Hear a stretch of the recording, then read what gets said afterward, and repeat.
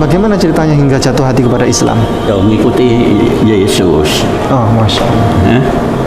Yesus kan ngajarkan nanti setelah saya pergi, ya, itu ada utusan Tuhan, Nabi Muhammad itu. Itu di Bible diterangkan gitu. Masya Allah.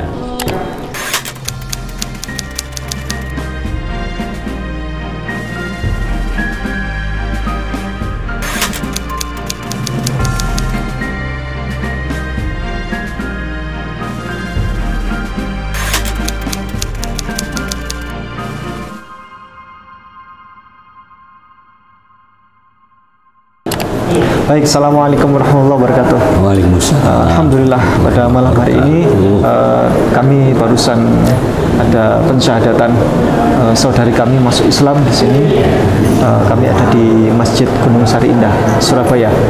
Dan kebetulan alhamdulillah barusan bersua dengan ayahanda Bapak Imam Syafi'i sekarang. Assalamualaikum. Waalaikumsalam.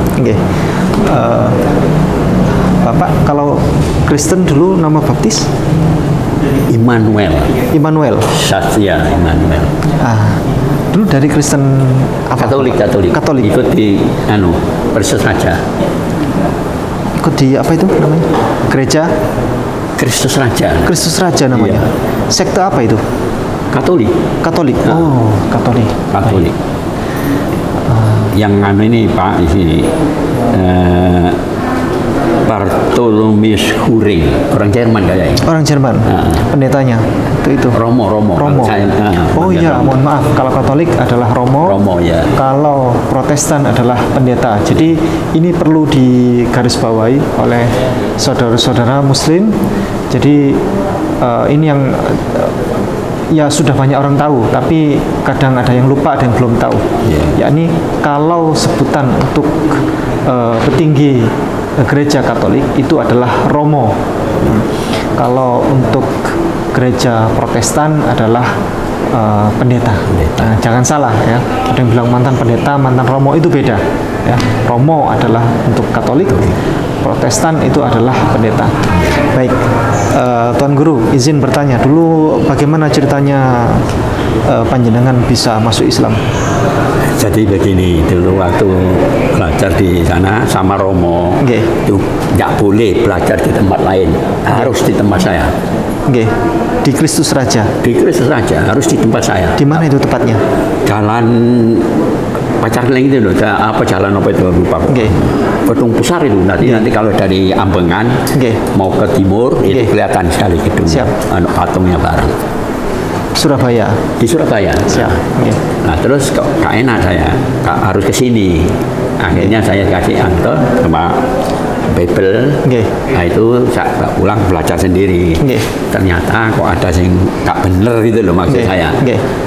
Orang agama Kristen, Nasrani lah ya.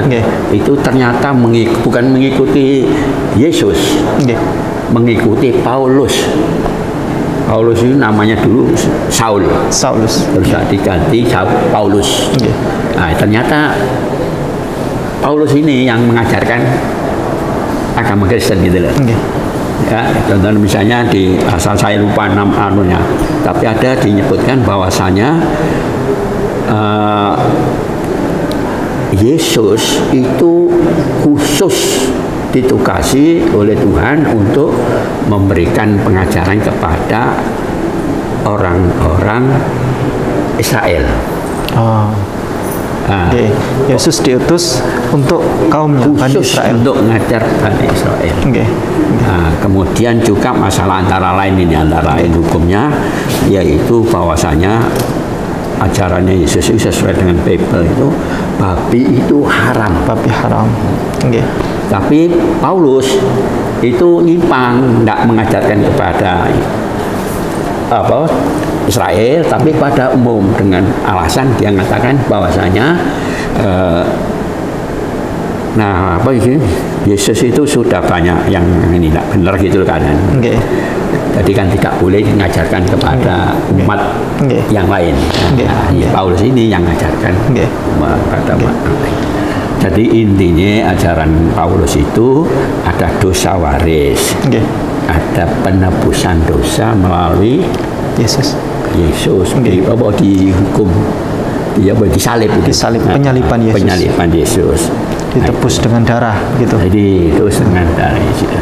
Nah itu ternyata saya baca semua itu bukan Yesus yang disalib, gitu. Betul. Nah, alasannya siapa? Paulus itu taktiknya pinter.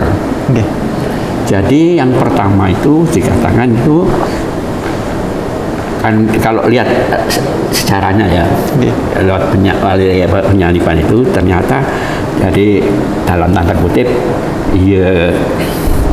siapa ini Yudas. Yudas Iskariot itu berbohong katanya gitu. Padahal Yudas kan mau di riwayatnya itu saya kira kok nggak cocok gitu loh. Nanti kalau saya mencium orang itulah dia Yesus, tangkaplah kata Yudas itu.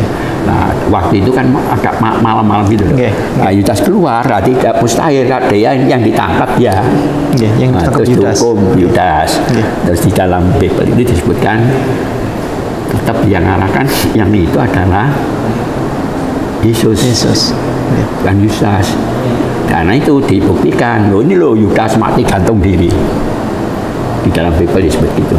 Mati karena dia perkataan dalam tanda kutip insaf itu ya. Dia merasa berdosa. Mati itu gantung diri.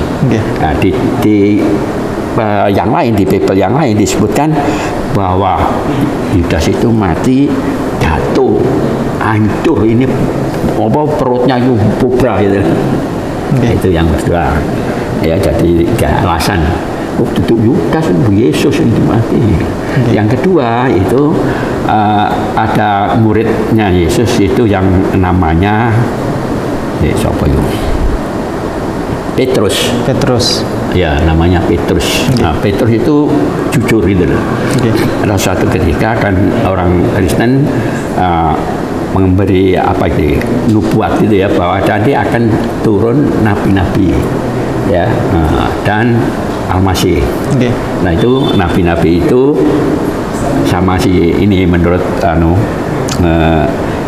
Paulus ya itu tidak ada tuh, bukan pokoknya yang disalib itu Yesus. Nah terus di dalam Bible itu disebutkan bahwa nanti pasti si murid tadi Petrus itu bohong katanya gitu. Pada waktu itu dicari itu siapa tuh Yesus? Oh dia gak kenal. Terus balik 3 kali gak kenal. Kemudian ada di dalam Bible itu disebutkan kalau dia berbohong nanti akan ada ayam berkokok 3 kali. Nah ternyata benar ayam berkokok 3 kali. Nah itu dianggap itu bohong, si ini siapa? Petrusnya bohong. Nah itu benar. Yang dibunuh adalah yang ini. Ya apa? Yudas. Bukan Petrus. Bukan Petrus. Nabi Yesus. Itu yang ini loh buktinya ayam berkokok 3 kali. Itu. Terus yang tadi sampai cerita ya bahwa Matius pasal 27 ya, pokoknya Yesus itu menyebut Eli lama sabachthani. Pada pukul 3 berserulah Yesus dengan suara nyaring, Eli lama sabachthani. Pernah ngomong Eli dia Bapak. Jadi Bible setebal itu ya tidak pernah Yesus itu menyebut nama Tuhannya dengan sebutan Eli atau Allahku atau Allah. Tidak pernah Yesus selalu di dalam Bible setebal itu selalu dalam keadaan apapun selalu menyebut Bapa. Kasus yang ketiga yaitu pada saat Yesus disuruh bawa palang salibnya itu apa istilahnya? Kayu salibnya dibawa. Pada waktu dia membawa kayu salib, itu ada orang ini mungkin barangkali orang ini Israel ya. Terus dia diganti, yang ganti dia. Jadi kemungkinan besar lagi yang ketiga ini yang disalib itu ya orang yang menggantikan Yesus bawa kayu salib itu. Terus bareng ngono, nah, karena itu dia ngomong Eli lama Tuhan Tuhan kenapa engkau meninggalkan aku? Itu yang berkata bukan Yesus. Bukan Yesus. Ya karena Yesus tidak pernah. Yang ganti apa? Terakhir dia bawa kayu salib diganti oleh orang Simon tak apa namanya itu. Nah itu yang digantung, yang disalib itu loh. Karena itu dia ngomong Eli lama sabachthani, Tuhan kenapa engkau meninggalkan aku? Sedemikian hingga Bapak Imam akhirnya percaya bahwa ini kebenaran ini adalah bukan ini gitu. Dan itu benar yang sehingga tadi yang disalib itu bukan Yesus. Kemudian saya juga baca Yesus itu bisa menghilang. Jadi pikiran saya kemungkinan dia waktu bawa apa salibnya itu kan diambil orang lain, dia menghilang. Iya, kira ngomongnya. Ya memang masa Nabi sehebat itu dengan mukjizat sebanyak itu tiba-tiba disalib begitu kok menerima begitu kan, disiksa, dibunuh begitu kan. Nah itu yang ngajari ya tadi siapa itu? Paulus. Nah, jadi ajaran Paulus ada dosa kemudian waris, ada penyaliban itu menebus dosa. Dosa waris juga mengapa dosa kok diwariskan? Ayo, terus ada penuhanan Yesus. Yang menuhankan Yesus itu siapa? Dia Paulus. Tadi ada ceritanya dia gak bener kata dulu ya. Berbeda gitu loh. Tapi intinya pada waktu itu dia ketemu ada ini Yesus, suara dari langit ya. Yesus. Nah, terus Paulus bilang, loh, siapakah engkau? Tuhan, gitu loh Pak. Akulah Yesus yang kau aniaya. Nah, jadi di sini keluar istilah Yesus itu Tuhan, gitu loh. Siapa engkau? Dengar suara kayak cerita. Tapi di Bibel kak kodo, sing cerita kelompoknya dia yang ikut itu ono sing krungu suara to. Ono sing krungu ada sinar to. Ada sinar. Gak pas kabeh gitu loh. Nah itu tadi terus yang terakhir itu siapa engkau? Tuhan gitu loh Pak. Umpama kalau dia ngomong siapa engkau? Paimun. Akulah Yesus, pada Yesus Paimun. Iya. Kalau satu gak ada dia ngomong itu tadi. Jadi ini siapa pengakuan Yesus. Siapa engkau? Tuhan, akulah Yesus yang engkau aniaya. Yang kau aniaya. Itu setelah kematian Yesus ya. Jadi pengakuan dari Paulus, datang Yesus dengan rupa sinar begitu ya. Iya. Yang mengaku. Begitu. Sehingga sedemikian hingga Bapak bagaimana ceritanya hingga jatuh hati kepada Islam? Terpaut kepada Islam. Ya ngikuti Yesus. Oh, Masya Allah. Yesus kan ngajarkan nanti kita itu nanti setelah saya pergi ya, itu ada utusan Tuhan Nabi Muhammad itu. Itu di Bible diterangkan gitu. Ada. Dan setelah Islam ini Bapak menjaga iman ini kuat sekali sekarang? Oh iya. Dibayar 100 miliar pun mau? Mau. Mboten masih dibayar 100 miliar mau pindah ke Kristen? Enggak mau. Enggak ya. 1 triliun mau dibayar masuk Kristen. Itu ya kebenaran daripada ajaran Allah ya. Lewat Rasulullah Muhammad. Masya Allah. Tapi yang terakhir itu bayar 5 triliun masuk Kristen. 5 triliun itu berapa rumah Pak? Terus di dalam Islam itu kan diajarkan ya bahwa manusia itu termasuk dimulai dari Adam ya. Adam itu dijadikan Allah sebagai apa? Khalifah. Apa itu khalifah? Khalifah itu adalah pemimpin. Kalau saya khalifah itu adalah mandataris. Ya, jadi Allah memberikan mandat kepada manusia itu untuk apa? Rahmatan lil alamin. Masya Allah. Ya, dan potensinya apa? Manusia itu diberi ilmu.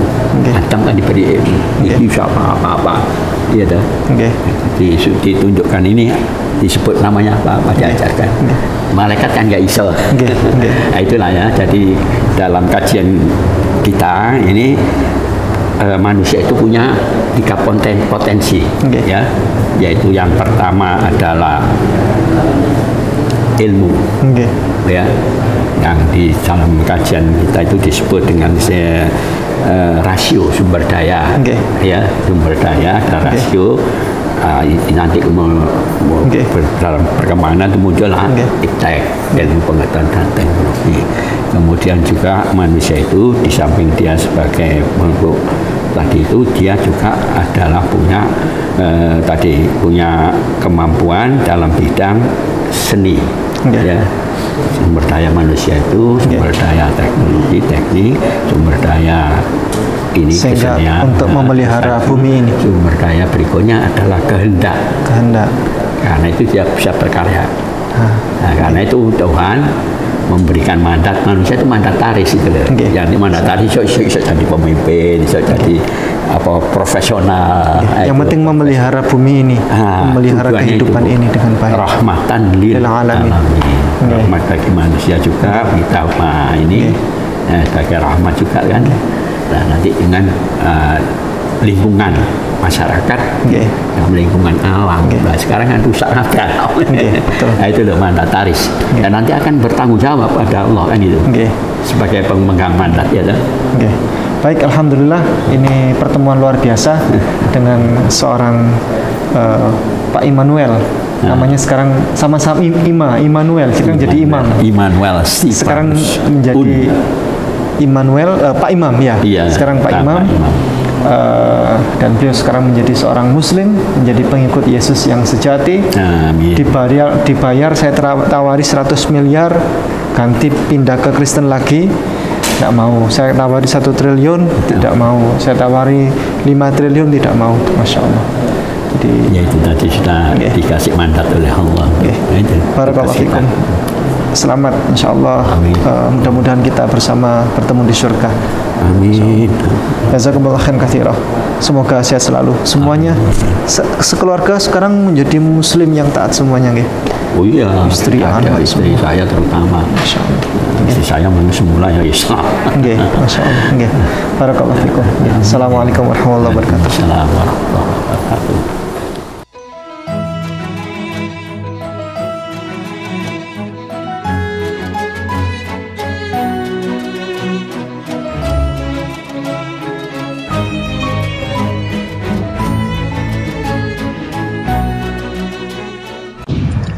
Setiap muslim harus memiliki bekal ilmu kristologi untuk membentengi diri dan keluarga serta untuk berdakwah.